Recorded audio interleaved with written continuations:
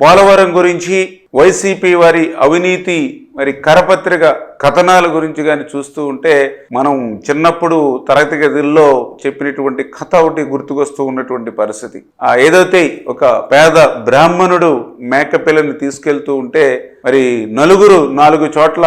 ఏంటి పంతులు గారు మీరు కుక్క పిల్లని తీసుకెళ్తూ ఉన్నారని మొదటిసారి చెప్పి, మళ్ళీ కొంత దూరం పోయిన తర్వాత రెండో వ్యక్తి చెప్పి, మళ్ళీ కొంత దూరం పోయిన తర్వాత మూడో వ్యక్తి చెప్పి, మళ్ళీ కొంత దూరం పోయిన తర్వాత 4వ వ్యక్తి చెప్పడంతో నిజంగానే కుక్క పిల్లని తీసుకెళ్తున్నానేమో అని చెప్పి పాపం ఆ యొక్క పేద బ్రాహ్మణుడు ఆ మేక పిల్లని వదిలేసినట్లుగా మరి అంటే అటువంటి అబద్ధాన్ని కూడా 100 సార్లు చెప్తే అది నిజమైపోతుంది అనేటువంటి నమ్మకం ఉన్నటువంటి వ్యక్తి జగన్మోహన్ రెడ్డి ఆ పోలవరం గురించి కూడా పదే అబద్ధాలు, అసత్యాలు అంటే దొంగే దొంగ దొంగ అని అరిచినట్లుగా పోలవరం గురించి